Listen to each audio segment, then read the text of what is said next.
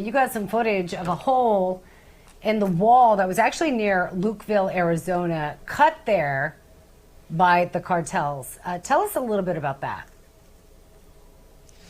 So I got down there and it was crazy. So we spoke last week, I went down to buy the carpet shoes to show you the markets on the Mexico side in Sonoita, Mexico, middle of nowhere. We're talking, 3 hours from Yuma, Arizona, further east.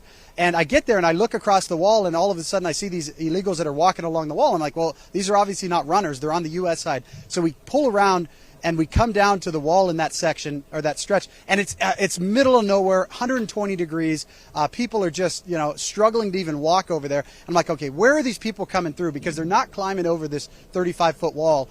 And so we drove down the wall and we found these gates where basically the cartel comes with torches, and they torch the welds and they torch the barricades that hold these gates closed. And you can tell they've been torched over and over and over again. Border Patrol is doing what they could to close them.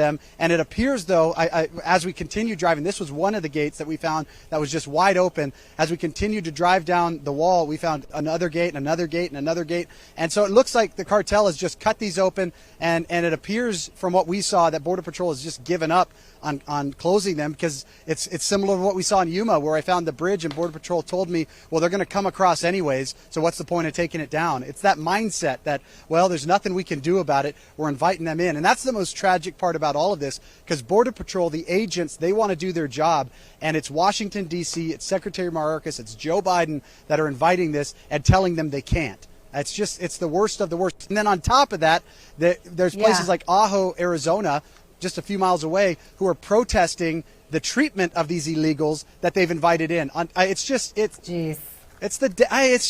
insane. It's total insanity.